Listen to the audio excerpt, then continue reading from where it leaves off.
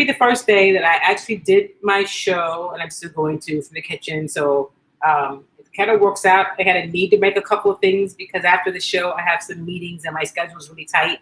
And I've been promising to bring you guys into the kitchen, share some of what I do while we're talking sports. So we're going to do that today. I'm making a couple of things that I have to make because they've been in my refrigerator a couple of days and I need to make them. So I'm going to make this a broccoli salad. I'm going to use this broccoli. I'm going to cut it up with grapes and walnuts, all of it's raw, and a little bit of poppy seed dressing. And then I'm going to make some cauliflower steaks. Yep, you heard me, cauliflower steaks. All of that while we have our conversation today about sports. A lot today is we're going to center around college football because that's really the biggest story in sports today. And one of the biggest stories, just period. Michael Haywood's going to join us in about 15 minutes, and we're going to hear from him. He's been having conversations, as he always does, with coaches and ADs around the country and share some of the insight he has. So what's happening this morning is the Big Ten is meeting to decide what they're going to do about college football, okay?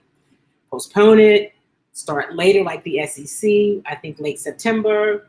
Now, a few weeks ago, the SWAC decided, you know what, we're not having fall sports. We're going to move it, postpone it to the spring. They made that decision. And I want to say maybe about 3 weeks ago. Still trying to get Charles McClellan, the commissioner of the SWAC, on. He used to be the AD at Texas Southern University and prior to that at Prairie View. But that was a decision that the SWAC made this past weekend. And then, last week, UConn decided, nope, no fall football. Right. And this past weekend, the MAC, the Mid-American Conference, said, nope, we're not going to have fall football. We're not going to play fall sports.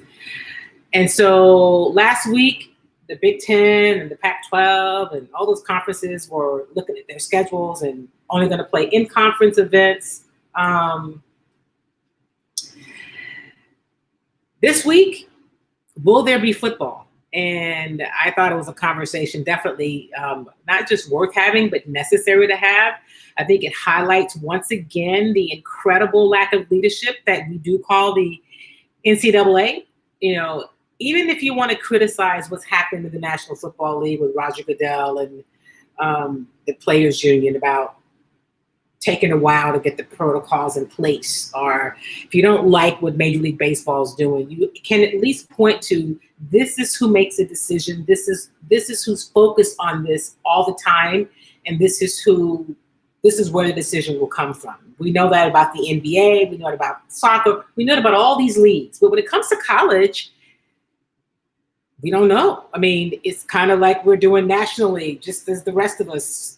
You know, this state does that. This state does something different. What is the overall protocol and strategy for managing this? What is happening? And there are a lot of unanswered questions. So I'm going to get to all of that when Mike joins us shortly. Good morning. Hey, Tony. It's good to see you. You've been out of the loop yet. I tell you, the Texans are going through their schedule. You know, they are having training camp. You know, in the past, I'd be able to go to training camp, but nothing's like it used to be. Only the NFL has decided that only tier 2 journalists, media, will be allowed to actually be on site for training camp. So I am not tier 2. So I'm not able to see what's happening, but I do have access to the Zoom press conferences.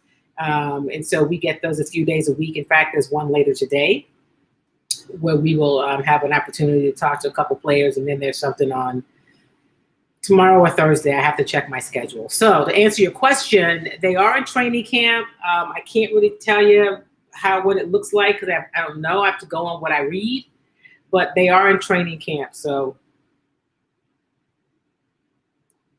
things are progressing as it relates to that. Welcome. Glad to have you back. And listen, you said you've been out of the loop because of work. Glad you're working. You know, that's a blessing in this time. So, hey, welcome. It's been a long time. Yes, welcome those Bears. I'm glad to have you be a part of the show today. It's always good to have people tune back in. You know, we stream live on Facebook and also on YouTube. And so the YouTube is a new stream. And I haven't done a great job of letting people know it's there, but I'm going to. So I'm having some production done to create an open, and then I'll promote the YouTube broadcasts. And actually, ultimately, I'm going to move all of the broadcasts. I have a vault, where they are, all the broadcasts we've had. I'm going to move all of them, or at least most of them, to the YouTube channel so that you can go back and see any ones that you've missed without having to try to find them on Facebook. So that is all coming. But welcome and glad to have you on the show this morning. So while we're waiting for Michael Haywood, let me tell you what I'm going to be as I'm multitasking here. And this is pretty easy for me because the kitchen is one of the places that I have my creativity. I'm going to make this salad, if you will, this broccoli salad. So I'm just going to take a head of broccoli, and it's difficult for you to see it, but I'm going to actually, I have some food scissors, and I'm just going to cut it, right, into bite-sized pieces. And there's no real measurements for this recipe. It's really more of, kind of what you feel like. But this is what this is how the pieces look. And I'm just cutting them. It's easier to me to cut them than to chop them. And this is one of those, kitchen shears. It makes it easier than slicing them. So we're going to do that while we have this conversation. And let's see. Good morning, Charles Lamar Drayton. It's always good to have you on the show. Welcome, welcome, welcome.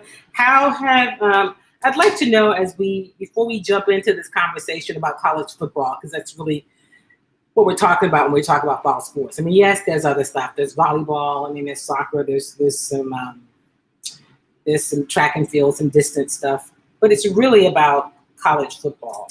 And what are your thoughts about whether there should be a season? I'd love to hear from you if you're listening, if you're participating, you're listening to the show today. And anybody that has, if you have kids who are college athletes, or if you are, nieces or nephews, you have somebody that you're close to, a college athlete, I'd love to know your thoughts about the season and how you're feeling as a parent about sending your kids to college and to compete. Good morning. There's my sister Sylvia, one of my sisters. Good morning. She called me her sunshine. It's an inside joke. You are also my son. I guess I have to have a new sunshine, so you'll be my sunshine. So welcome, welcome, welcome. This salad that I'm making while we talk is super easy. And guys, let me tell you something. If you want something, you want to impress somebody, or you just want to have something that'll hold up in your fridge for a bit, it's pretty hearty. It's easy, it's tasty, and it is also pretty healthy. So I would encourage you to try it. I'll show it to you as I go because my camera doesn't really allow for me. So I'm just cutting it up in this bowl. All right, so that's what I'm doing. Here we go. We have Charles says delay and protect the student athletes. So I think that's a lot of what we're hearing. I heard the Penn coach state this morning on Get Up, and he said, that he's been on that the players want to play. And listen, I'm not saying to ignore what the players want. But unlike in the NBA or the National Football League, those players are professionals, right? I don't want to get into, they're grown men. Well, at 18, 19, you can go to war. So, these are grown men as well, but they're not paid as professionals, right? So it's a whole different ball game. And so I think that, and they still have to have their parental input about what they do. All these questions, what happens in terms of, if the season's canceled, what happens to their scholarships? What happens to those fifth-year seniors? What happens to high school players? What happens? And listen, we are clear. This is a big, big, big money business, which is another reminder, another argument for why college players should be paid something, all right? Because you want them to go out, and it's not even just, well, the players know the importance, and they're going to practice social distancing and wear masks. They're also going to be among other players on campus, other students on campus. And we've seen what's happened around the country, right? We've seen it. We've seen the parties. We've seen the, people in the hallways. We've seen it's the invincibility of youth. It exists. And so I don't know how you corral that. I mean, we saw just this past weekend, one of the Philadelphia Phillies? Or was it a Cleveland Indian? I can't even remember. But a professional baseball player, who's now a couple of them have had to be sent into mandatory quarantine because they were out and about when they were on the road. And these are real grown people. Like, one of the players is missing a start tonight because he's in quarantine, because he was out when they were in Chicago and he broke protocol. I mean, we've seen it, right? We've seen it, not a lot in the NBA. They've done a really good job, but they're also in a bubble. So I just think there's a lot that we don't know. And to think that these young men that are 18, 19, 20-year-olds, going to, without being in some sort of bubble, I just think it's so much we don't know, right? And that's why I can't wait to talk to Michael about it. And here's the other thing. I've heard a lot of off-the-record reports about the high number of positive tests that some of these institutions have had on their football teams. Many of them don't want to talk about it. And it's not about the HIPAA. It's not because of HIPAA. They just don't want people to know, okay? That's a problem. And yes, it's college football. You're playing for a future. You want an opportunity to play in the National Football League. Or finish up your school. I mean, there's so many things at stake. I get all of that. But we've also seen a player who has had complications from COVID and is having a really hard time with his heart in Indiana. And so that's one of the concerns. So yes, you're young, you're relatively healthy and in good shape, but let's say you contract this virus. It is still the long-term benefits that we don't know yet, right? We don't know yet we don't know how it will impact them, right? So there's just a lot. So I see Michael's trying to come up. I don't see your picture yet, Michael. So I'm gonna give you a second to, let's see, or he's coming. Wait, not yet. We had this last time, but you eventually got it. So Michael Haywood's trying to join us, but his camera wasn't showing. I see you, but I don't see your picture. So when you get your picture there, Michael, let me know. Well, I'll see it, then I'll bring you in. So there was a coach from Nebraska who said, listen, if their league decides not to play, all right, then we'll basically said, we'll just go play someplace else. That's really how that works. I don't know how easily you can do that in terms of going to play someplace else, right? I don't know that it's that easy. There's a lot of money involved. There's contracts involved. And you can't just pick up your ball and go home because you didn't get the answer that you wanted. That's kind of ridiculous, It's kind of ridiculous, but that's the kind of conversation that's happening. And that is the kind of conversation that happens when you don't have better leadership overall. Like, what have they been doing at the NCAA offices, like since the spring when this cropped up, or in May? And so, I'm not really sure. Let me see here. I have Michael trying to get in. Let me resend it.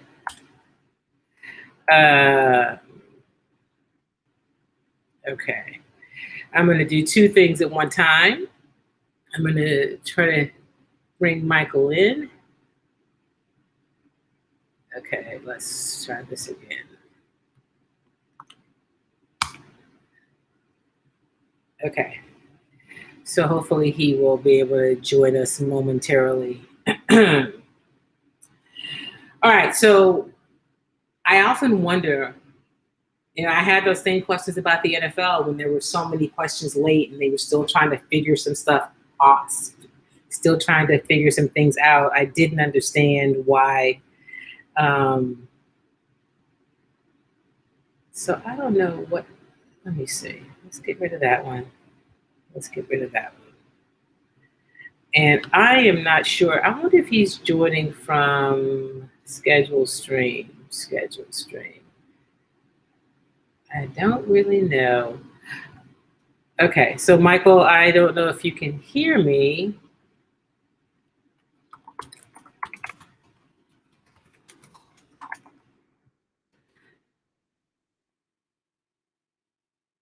But there's a glitch. I've got to get them to work on that because we've had that happen before. Anyway, even as recent as June, right? Colleges and universities and the NCAA, I say front office, headquarters, had to know, yeah, this virus is raging. Things are pretty rampant. There are a lot of unanswered questions. The science says this. These states say different things. What is it that we're going to do and decide collectively that's going to be our way to move forward, right? I think that's what's been missing. And that's one of the challenges is when you don't have a unified strategy. Listen, we've seen it nationally around the country. Wherever you stand politically, there's no question the lack of an overall unified strategy to fight, manage, treat, handle this virus has created a lot of problems, which have resulted in loss of lives, loss of businesses and revenue, and it's just been craziness, right? It's just been a lot of craziness. So we've seen that. And I think we're also seeing that in college football. Like, because there is no set strategy, if you will, and overall, this is what's going to happen across the board, then every conference is really kind of looking to handle it themselves. In fact, I was looking earlier because I know this morning, about an hour ago, the Big Ten was set to meet, and I'm just kind of keeping my eye on my stream over here to see if. Yes, I don't see your.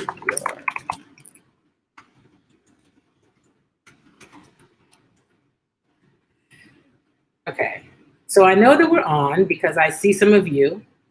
I'm not sure what's happening where Michael can't get on. I see his name in the staging area, but I don't see any audio from him or his picture. So we're going to wait until we can see him before we hit that button. But in the meantime, I am still looking because there was a meeting this morning. The Pac-10 was meeting. The Big Ten was meeting and talking about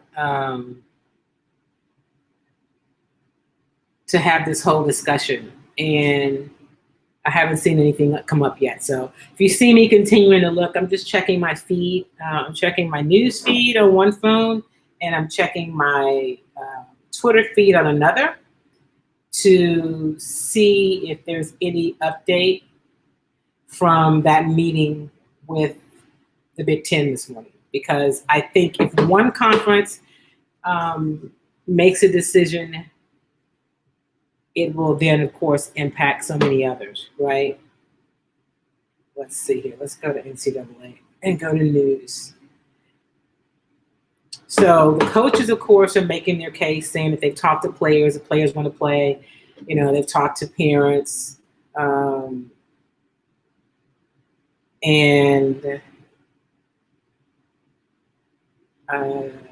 UMass cancels fall season, might play in the spring. Okay, I don't see anything yet from the Big Ten meeting, but if I see something come across, I will definitely let you know, and hopefully we will get Michael's picture. He's trying to get on, but I don't know why we can't see him.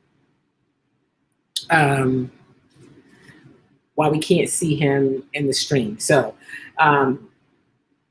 again, if anybody that's listening to the show, if you have, college athletes, college student athletes in your family, I'd love to know what the conversations have been around your house, around your family, with your young student athletes about competing, especially in football, because spring sports, we may be hopefully at a different point. But right now we're talking about fall sports coming up. And as I said, we've seen some colleges say, nope, we're not doing it. The SWAC said, nope, we're not competing. We're going to move our fall sports. We're going to cancel fall sports. We're going to play them in the spring. I understand that there are implications about what that would mean for the draft for players who are trying to be drafted. How will that impact the NFL draft, their opportunities, their draft status? But I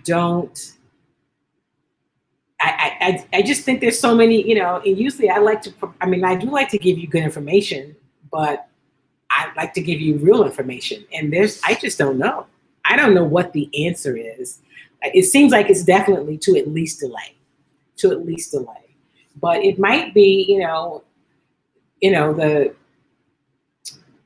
the science might be like in the MAC conference, they said the doctors said, absolutely not. You cannot.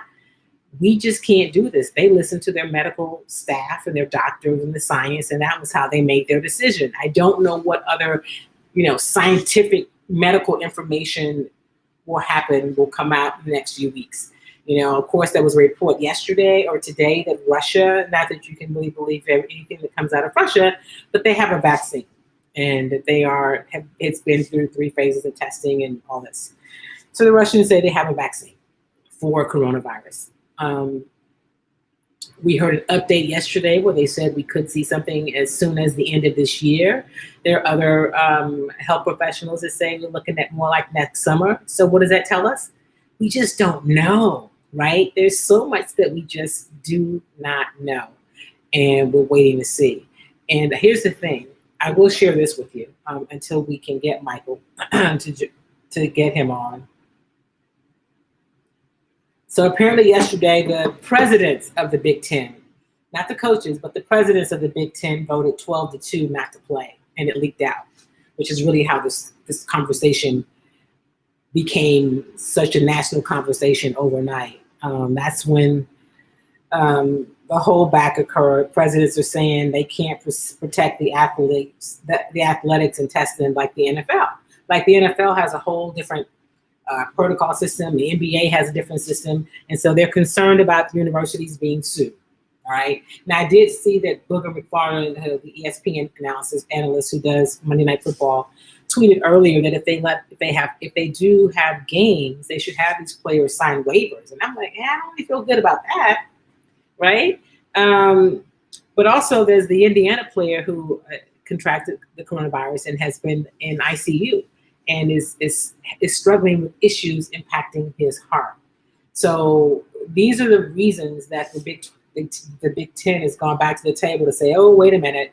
And so the presidents will ultimately make the decisions, right? We know the coaches want to play. They've said that. But the presidents are where the decisions will be made. I'm also told that the SEC voted yesterday not to play. And these are not coaches, these are presidents. They are sitting back, waiting and watching. So, this is tenuous at best, and it's very fluid. It's changing, because a week ago we were talking about scheduling, and now today we're talking about, will there even be a season?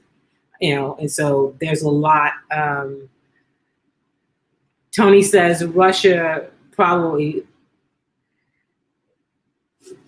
stole the groundworks for possible vaccines from U.S. companies. You know what? It's no telling. And you could be absolutely right. I mean, there's just really no trusting what comes out of Russia, how they're able to do things, their practices, their access. We don't know, right? We really don't know. So, and hopefully Michael will try back. We had this problem last time when Michael joined us. I don't know what he did then that was different, but I hope that he can join us.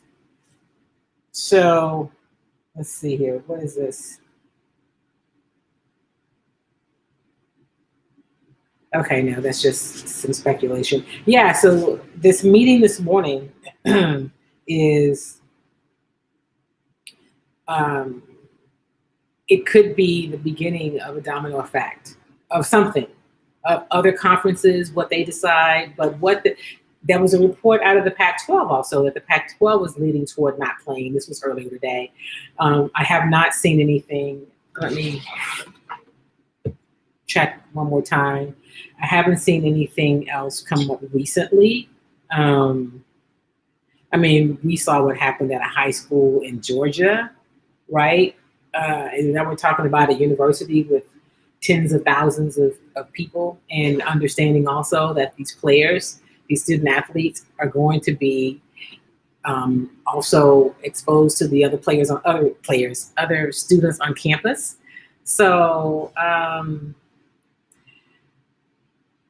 yeah, I don't know. Tony says athletics is just a small sliver in comparison to academics and federal state grants. Presidents have to be risk averse in case of potential losses. And Tony, you make a really good point, because that's one of the things that apparently was a concern, is that how do we handle this? Like, what do we do if there are lawsuits, if we're sued?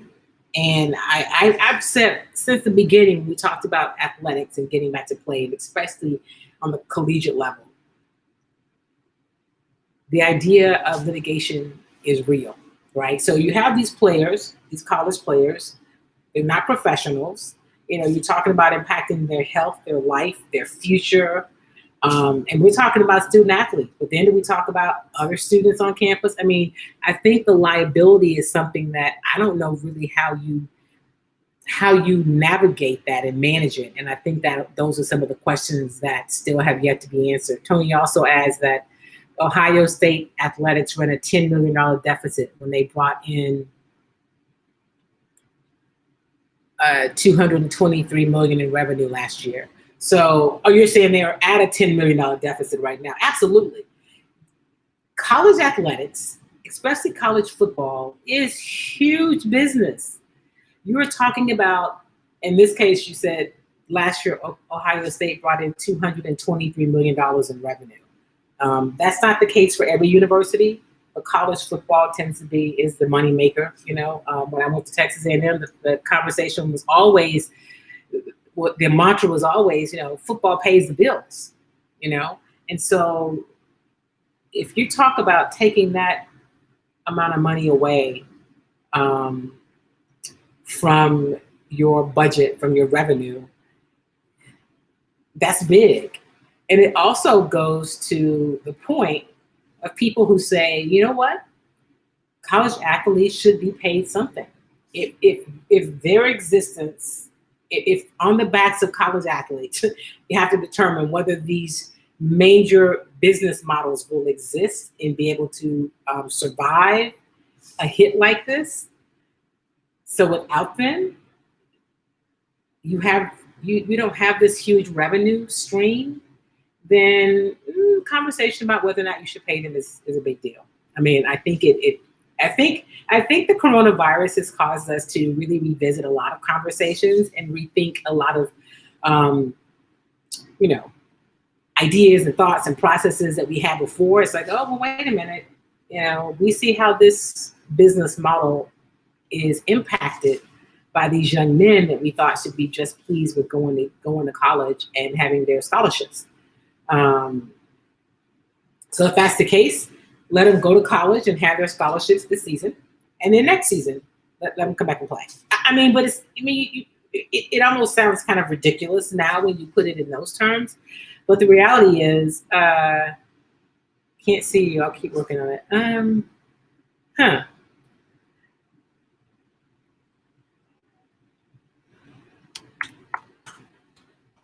Okay. Michael's still trying to get in. I don't know what happened. Let's see here. Let me send him this note. This happened last time. Okay. I need to figure out that. So at any rate. All right, so while we're still waiting on that, we're still waiting on Michael. I'm still waiting to see what's happening here. I don't see anything yet as it relates to let's see here. Let me just check Twitter pretty quickly and see if there's anything happening with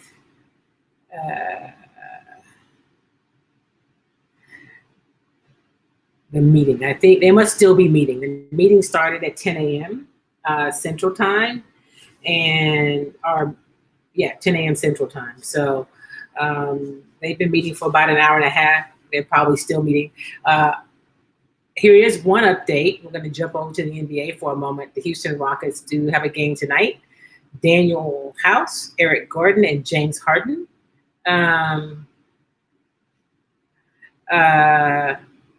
Okay, what? I'm not sure what. Okay, so there we go. I don't know. Okay, so the Rockets are playing tonight. Russell Westbrook will play. James Harden will not play. Daniel House and Eric Gordon also not playing. So that's what's happening in the NBA. So it says Michael is ready to join the broadcast. Why can't I let him get in? I don't understand. I'm going to try this again. So Michael, I just brought you in and I don't see you. I'm mute. Michael, can you hear me? No. Okay. So he must be on another stream.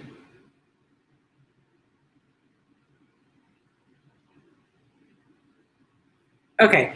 Anyway, so Rockets play tonight. And let's talk a little bit about the Houston Astros. I laugh because that has been the Major League Baseball season has been really interesting, right? We've seen several brawls as it relates to the Astros. And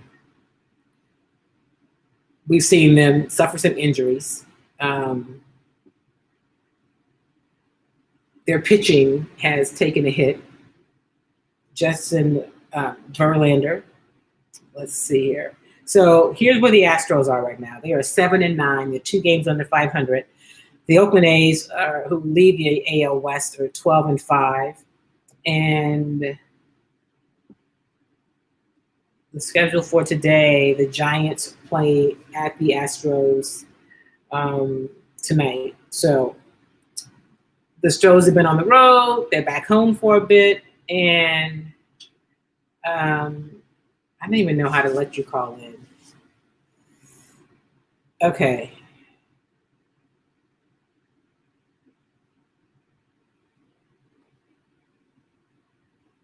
So Michael's going to call in, and let me see if I can bring him in. Okay. We're just going to have to do it by phone because I'm not going to, there's a problem with getting him in, and we can't seem to figure it out. So I do want to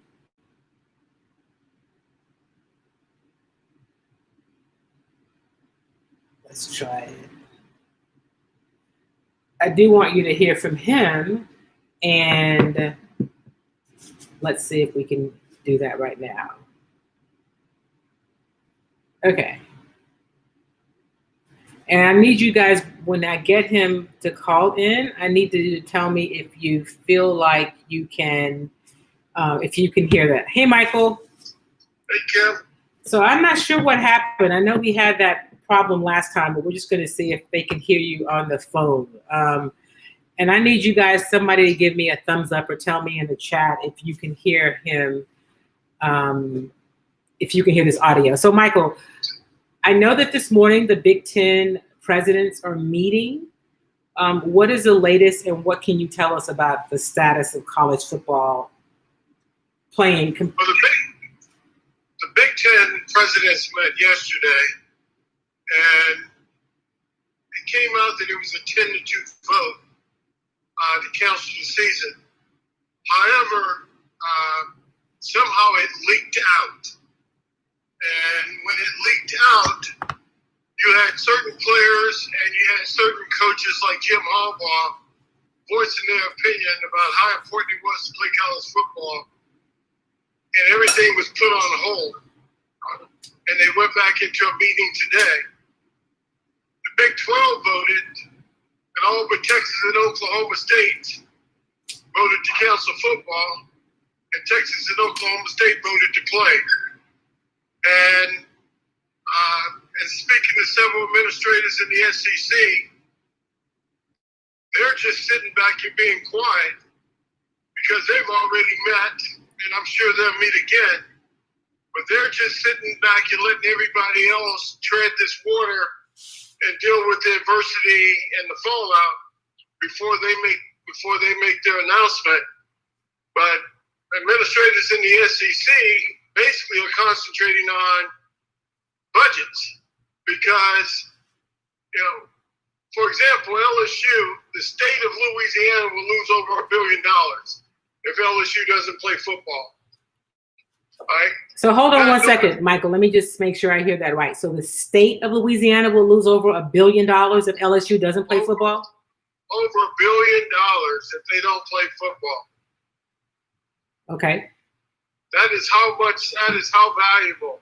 And I'm not sure what LSU will lose, if they don't play football. I know it'll be several hundred million dollars that they'll lose if they don't play football. However, everybody has to look at the big picture, and nobody's, administrators and presidents are looking at the big picture, because if you lose this money, how are you going to fund Olympic sports? And you're not going to be able to fund Olympic sports when you lose this money. And so it is a major issue at universities because you may lose men's swimming, men's diving, men's golf, men's tennis.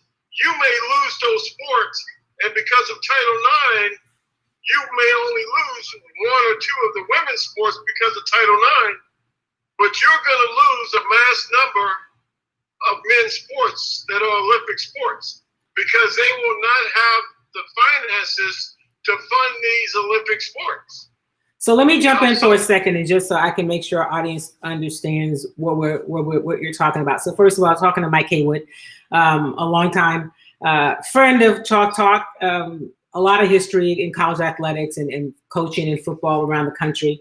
When you talk about Olympic sports, you talk about Title IX. So Title IX basically says that there has to be some equity as it relates to funding women's sports. And so if there's a cut, the cut would be obviously on the men's side, because if you can't just get rid of the women's sports because of Title IX. Right. Exactly right. And that's going to be a major issue in college athletics moving forward. And administrators are going to have to cut men's sports. And some people may even cut cross country or track and field. And that's taking it to the extreme at major universities like LSU, Texas A&M, Texas, that have outstanding track programs.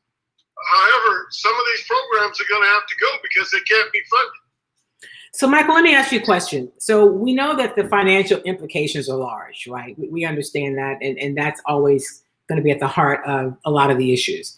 One of the other concerns, when you and I were texting earlier, was talk about the player at Indiana who has been in ICU and now has heart problems. So beyond the financial implications, let's put a pin in that for a moment.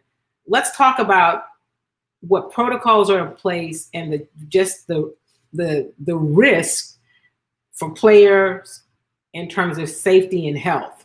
If money was not an issue, you know, how we always say money wasn't an issue. If money were not an issue, the thoughts about college football, would it be different? Yes, they wouldn't play. Yeah. Because they can't protect.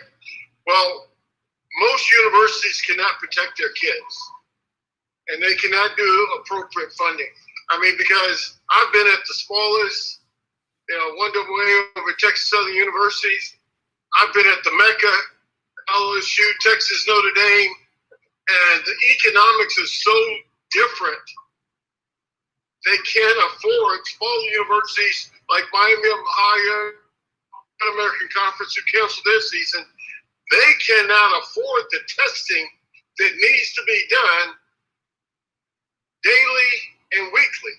They can't afford it. And so also in the Mid-American Conference, without playing those, I call them buy-in games, when you're at Miami and you play Florida or you play Michigan State, I mean, you're receiving $1.5 million for the game. Well, when you take that out of your budget, it is hard to fund the other Olympic sports at your institution. And so, with that being said, it's purely about economics that they're trying to play. Because for the welfare of the kid, when you deal with the kid in the IU that was in the hospital in the ICU unit, and his statement was something in reference to, I really would like to play college football. I really would like to play. However, you have to look out for the safety of the student athletes. Bottom line is that you can't protect them. You know, I give Charles McClellan all the praise in the world. I sent him a text after he canceled the season, because there is no way in the SWAC, because of the size of the facility, or the lack of the size of the facilities, the lack of the economics to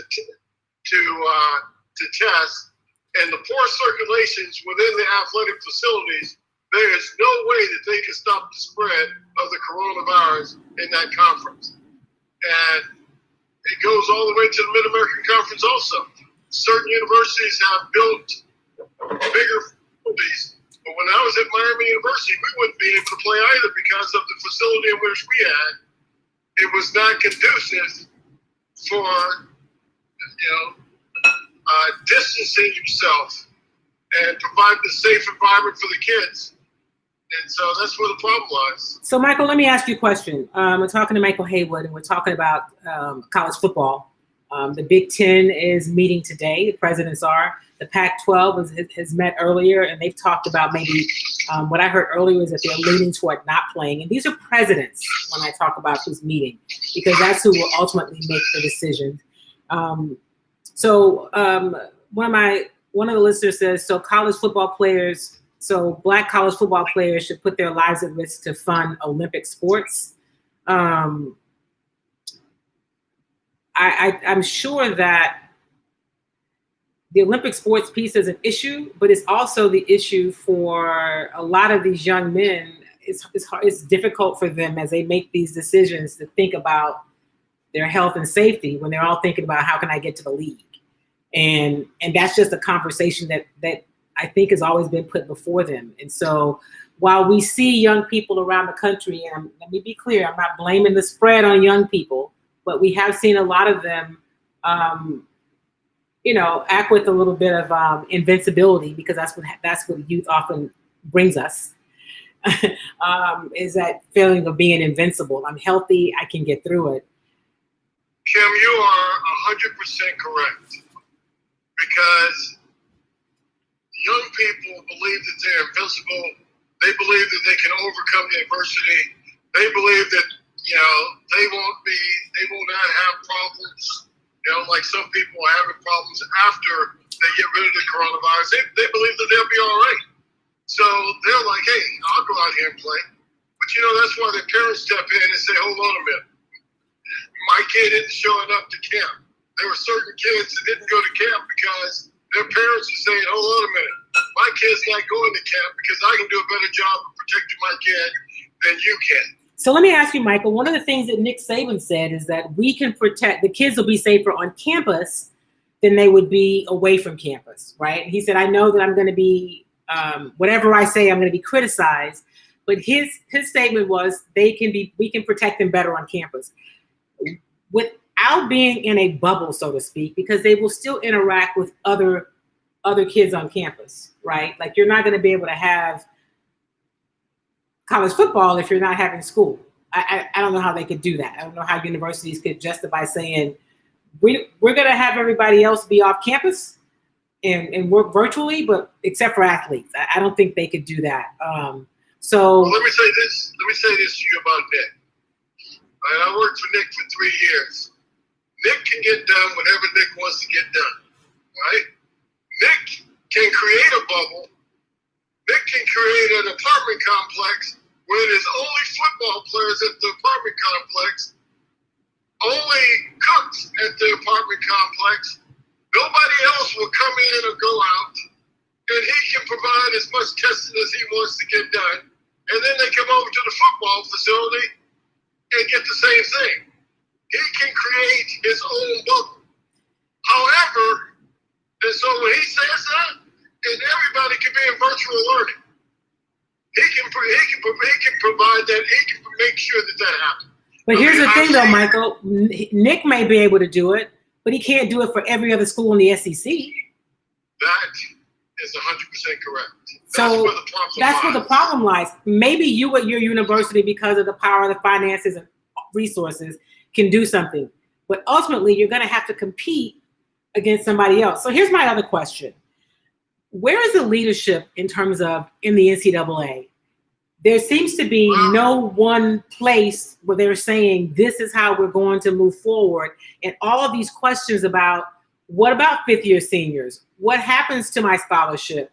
How is my eligibility going to be impacted if we don't play? What about high school students? Who's going to make those decisions? Well, President Emmert, who was the president when I was at LSU, I was on a chat this morning with some Notre Dame people, and I sent out a chat and said the NCAA has crickets. And I am a fan of President Emmert after being with him for 3 years, but the NCAA has crickets. I'm sure that they're doing something behind closed doors, but they haven't stepped up to give a sense of direction. And I don't really understand the reason why, but maybe they're giving a sense of direction to the presidents in these meetings. They might be involved in these meetings and we just don't know. But I'm really not sure what's going on at the NCAA office. And at some point in time, they may be giving direction to presidents and commissioners, and we just don't know it. However, we haven't heard anything from them. The only thing we've heard is crickets. We're talking with Michael Haywood, Coach Michael Haywood. We're talking about what's happening around college football. And I'm going to say this, I don't know Emmert personally, but I feel like we've heard crickets because they're not saying anything. I can't imagine that the NCAA, which is all about control, right? Whether we like the decisions they make or not, that now all of a sudden that they're saying something and we wouldn't hear it. I think that it just shows a lack of leadership and where there are some problems and I had these same criticisms about the other leagues, about the NFL and Major League Baseball. This is not a new phenomenon. Like, we've known for a minute that coronavirus is here. It's a problem. And why are there now so many unanswered questions about what to do? And Michael, let me ask you this, because you know more about the business of football than a lot of people. What does this say about the model of college athletics moving forward? If something like this, which is obviously unprecedented, but could create the kind of ripple effect, does that mean that the model of college athletics, how it's funded, revenue, needs to be revisited?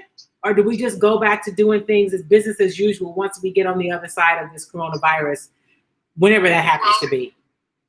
Well, I don't think that we're going to go back to doing business as usual.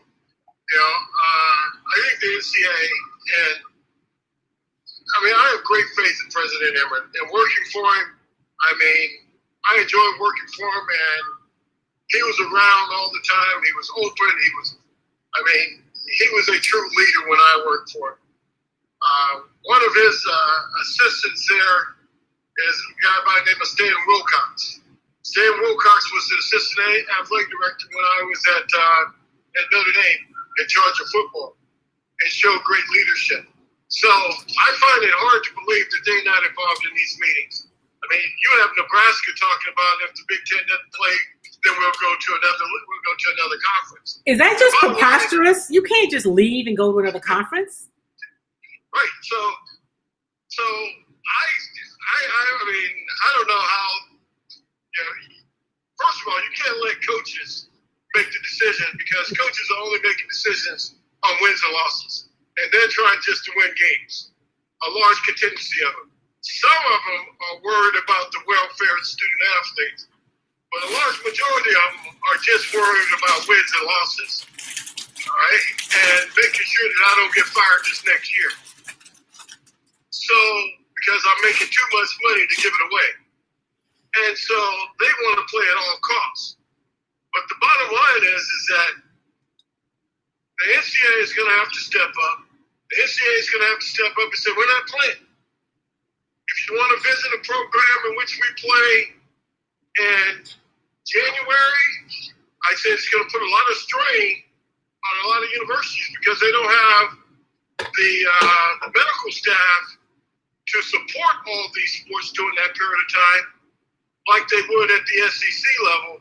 However, but they're going to have to step up and say, hey, this is what the ruling is and this is what we're doing, and quiet down all these coaches and tell the athletic directors to go in there and tell these coaches, hey, put a zip on it and leave it alone. So, Michael, let me ask you a question. So, if you had to, your best guess today, will there be a college football season? Will it be postponed? I know that right now the SEC has pushed their start date back to the end of September.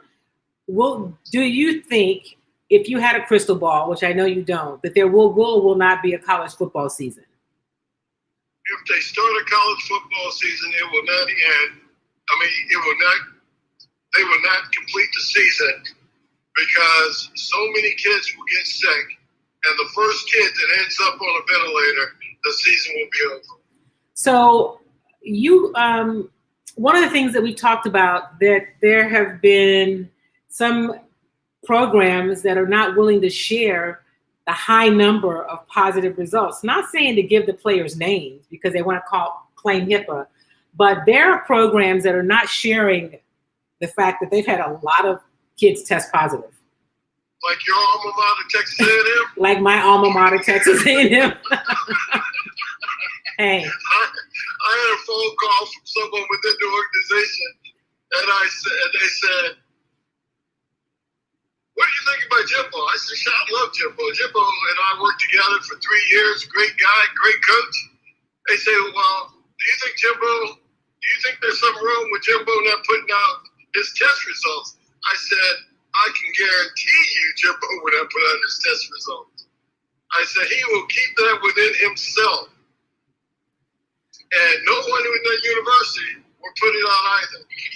But they've had a high number of tests at Texas A&M. And I think that's happening around the country. And so here are the problems I have with that. And I'm gonna take it away from football for just a second. I'm in an organization, a national organization, and I have a colleague in that organization who was in a leadership role. And when the coronavirus first hit, she was very much of the as we talked about how we should be moving, planning in our organization because of the virus and just what it meant for people's businesses. This is a business organization. And her position was, we're gonna be done with this in a couple of weeks. I'm paraphrasing, right? So let's fast forward. Unfortunately, she contracted the coronavirus, but she didn't want anybody to know. And so my thing is, because you were very vocal about what's happening with the virus, and it's not a big deal. She didn't say that, my words, not hers, but you get my point. And now that you've had it, and she was pretty sick, you don't want anybody to know. the reason I think it's important beyond HIPAA for people to know about the number of tests, the number of positive cases, is because maybe it helps others who are still on this non-believing that it's a really big deal to know it's a really big deal. And so that's why I think that they should, has worked with everybody, should be sharing the information, right? So I think that schools like my alma mater and like LSU and all of these schools should say, listen, we've had positive tests. We've had 40 tests positive. We've had 5. I'm not saying that you give the person's name. That to me is a HIPAA violation. But I think you do have to say, how's your program faring in this? Well, I remember when LSU had 30, that all of a sudden they got quiet because it was running through their office. Wide receiver coach had it, defensive back coach had it, the assistant director of football operations had it. His wife ended up getting it. One secretary got it. Her whole family got it. Wow. I mean, in her family, her 2 daughters got it. Her husband got it. Her father got it. Her mother got it. I mean, it just went rampant. So, Michael, I think that is the other problem. And before we wrap up, I want to say, before I get your final thoughts on this, it is not even just the people that initially get it, the players who are in this environment with so many other people. It's what you just explained, how it can go through an entire office, how it can go through an entire family and spread beyond the areas where, the university is going to take care of all these people that are affected and infected in families that they may not even know. It's a problem, and I just don't know what the answer is today. If you were still coaching, and one of the people on the line said that you have worked a lot, you must have an extensive network, and I would say that Michael Haywood does have one of the most extensive networks in college football because you've worked in all these big conferences and have maintained relationships with athletic directors, presidents, and commissioners.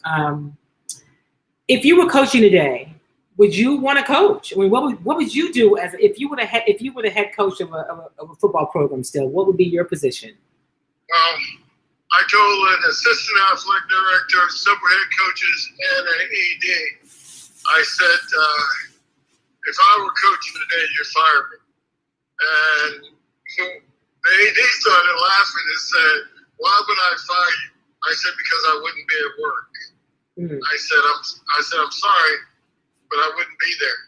I said, I wouldn't be there, one, because I don't think that we can protect the kids and in this environment that we can keep them safe. And that's what I talk to their parents about when I go in their home. You have built a foundation for your kid. I'm going to build upon that foundation and take care of your child. I can't take care of that child like I promised to take care of it.